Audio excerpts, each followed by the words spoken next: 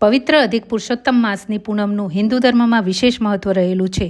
દર 3 વર્ષે આવતા અધિક માસની પૂનમ અને રજાઓના અદ્ભુત સંયોગને પગલે રાજ્યના ધાર્મિક સ્થળોએ ભક્તોનું ઘોડાપૂર ઉમટ્યું.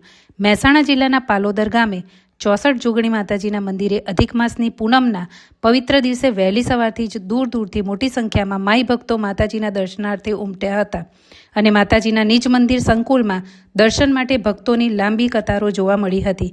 કેટલાક પગપાળા સંઘો પણ નિજ મંદિરે આવી પહોંચ્યા હતા, જેના કારણે જય મા જોગણીના નાદથી સમગ્ર વાતાવરણ ગુંજી ઉઠ્યું હતું. દર્શનાર્થે આવેલ માઈ ભક્તોએ માતાજીના દર્શન કરી ધન્યતા અનુભવી હતી.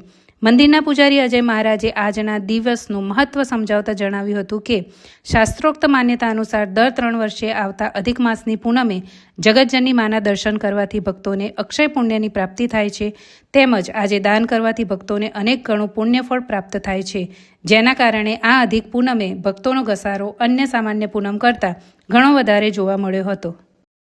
ITV ન્યૂઝ ચેનલને લાઇક કરો, શેર કરો અને સબસ્ક્રાઇબ કરવાનું ભૂલતા નહીં.